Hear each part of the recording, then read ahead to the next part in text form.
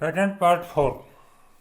Patent part में 4 में हम अध्ययन करेंगे पेटेंट के 2016 में जो अमेंडमेंट रूल्स क्या क्या थे। Patent rights are exclusive, limits of exclusive patent rights, infringement of patent rights, alternative available with patent owner in case of infringement of patent rights, exception in infringement of patent rights in using patent products, assignment and license of patent, types of assignment, license of patent। और फिर कुछ examples हैं patents के in India के अंदर, वो भी हम इसमें अध्ययन करेंगे। तो पेटेंट अमेंडमेंट रूल्स 2016।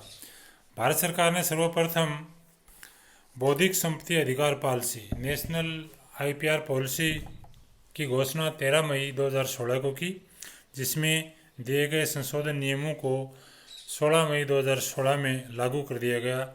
ये नियम क्या क्या थे, जिनमें आईपीआर के लिए आवेदन पत्र देने के 3 महीने के समय काल के भीतर पावर ऑफ अटॉर्नी के लिए प्रार्थना कर सकते हैं तथा बायोलॉजिकल मटेरियल को जमा कराने के विषय में सूचित कर सकते हैं। पेटेंट एजेंट के लिए पेटेंट ऑफिस के साथ कम्युनिकेशन का माध्यम इलेक्ट्रॉनिक होना आवश्यक है। अंतिम परीक्षण रिपोर्ट का उत्तर फाइल करने का समय एफईआर को भेजने की तिथि से 3 महीने के भीतर होता है। रिमोट हियरिंग आदि से संबंधित मामलों में वीडियो कॉन्फ्रेंस तथा ऑडियो विजुअल कम्युनिकेशन का प्रयोग किया जा सकता है। पेटेंट राइट्स अपवर्जी होते हैं। Patent rights are exclusive.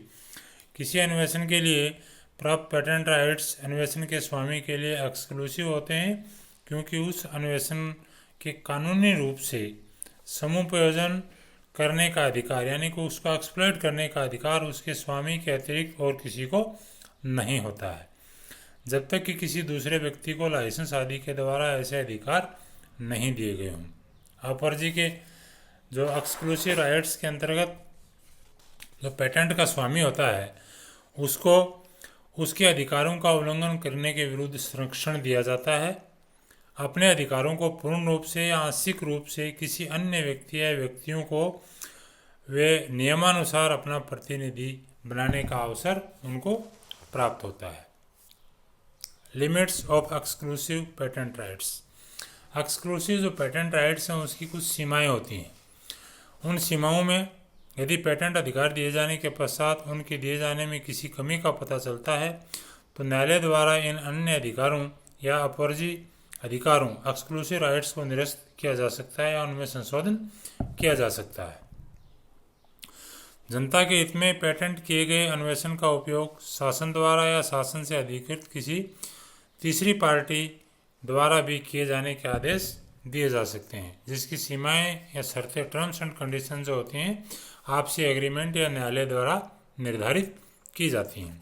यदि किसी अन्वेषण का पेटेंट अधिकार देने के पश्चात ये पता चलता है कि उक्त अन्वेषण मूल आविष्कार नहीं है बल्कि किसी दूसरे आविष्कार का संशोधित रूप है, जिसने एक स्वामी पेटेंटी पहले से ही अपने मूल अन्वेषण के पेटेंट राइट्स प्राप्त किए हुए हैं, बाद वाले पेटेंटी को अपने संशोधित अन्वेषण के लाइसेंस लेना होगा। यदि यह पता चलता है कि पेटेंट अधिकार प्राप्त अन्वेषण अपने देश में या तो सफल नहीं है या उसकी कार्य क्षमता में कमी है, तो भी नियमानुसार तीसरी पार्टी को नॉन वॉलंटरी लाइसेंस मंजूर कर दिया जाता है। पेटेंट अधिकारों का उल्लंघन। किसी तीसरी पार्टी द्वारा पेटेंट प्राप्त अन्वेषण का अनधिकृत प्रयोग करना ही पेटेंट अधिकारों का उल्लंघन कहलाता है। यह उल्लंघन इरादतन भी हो सकता है, जैसे आविष्कार को संपूर्ण या थोड़ा सा बदलकर नकल करना। इरादतन परंतु दिखावे के लिए मूल अन्वेषण जैसा लगने के उद्देश्य से फेरबदल करके भी किया जा सकता है। कभी कभी संशोधन से भी हो सकता है, क्योंकि कभी कई व्यक्ति एक समय काल में ही एक अन्वेषण पर शोध करते हैं और लगभग सभी समान प्रकार के परिणाम प्राप्त करते हैं। पेटेंट्स अधिकारों का उल्लंघन होने पर पेटेंट स्वामी के लिए उल्लंघन के प्रति कुछ विकल्प दिए होते हैं। तो उल्लंघनकर्ता का आविष्कार के प्रयोग करने के लिए लाइसेंस प्रदान किया जाए या न्यायालय का वो सहारा ले सकता है। वे तत्व या बातें जिनके करने या होने पर पेटेंट राइट्स के उल्लंघन का आभास होता है या संकेत मिलता हो, मूल स्वामी के अन्वेषण के पेटेंट के लिए आवेदन के प्रकाशित होने के पश्चात या पेटेंट का बीमा होने के पश्चात तीसरी पार्टी द्वारा किसी भी वर्जित या निश्चित कार्य का किया जाना ही पेटेंट राइट्स का उल्लंघन माना जा सकता है। यदि वर्जित कार्य उस देश में किया गया हो जहां से पेटेंट अधिकार स्वीकृत हुए हों, यदि वर्जित कार्य उस उत्पाद या प्रक्रिया से संबंधित हो जो पेटेंट राइट्स के संरक्षण के अंतर्गत आते हों।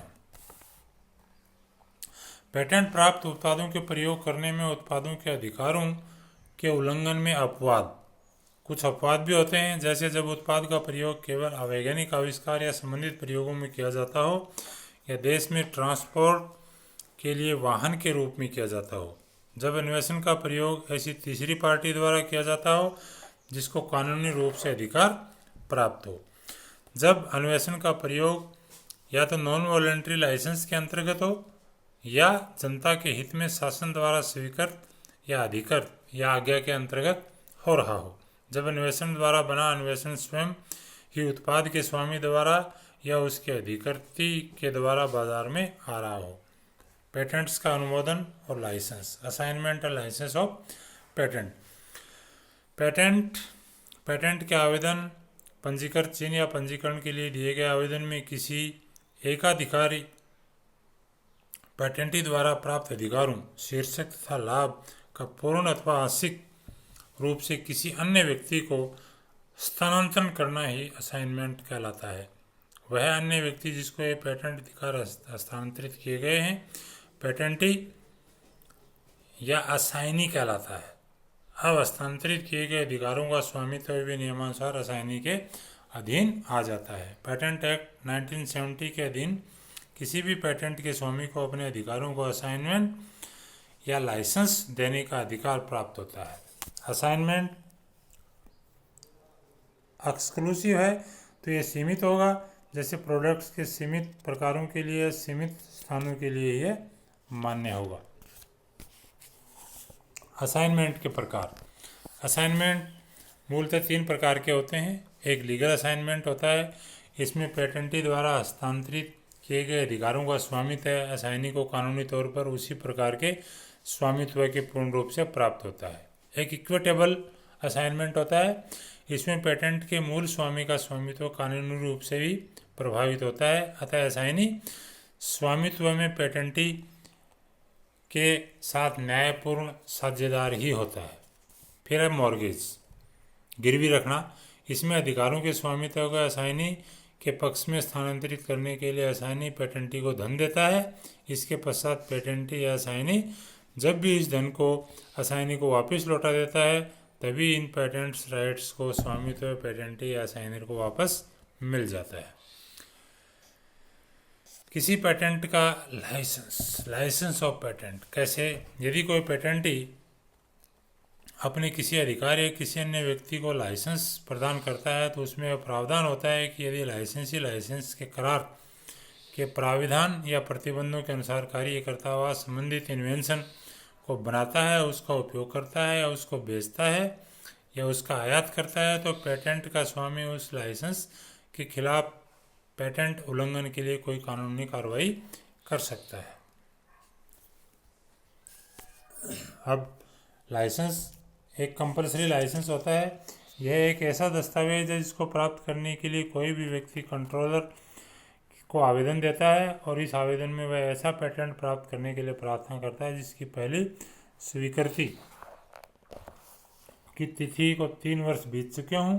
वह इस आवेदन को कुछ ग्राउंड्स होते हैं जिन ग्राउंड्स के आधार पर, जैसे पेटेंट किया जा चुका अन्वेषण जनता को उचित मूल्य पर उपलब्ध नहीं है, पेटेंट किया जा चुका अन्वेषण भारत की क्षेत्र सीमा में क्रियाशील नहीं है, या पेटेंट किए जा चुके अन्वेषण से संबंधित जनता की उपयुक्त आवश्यकताओं की संतुष्टि नहीं हो रही है।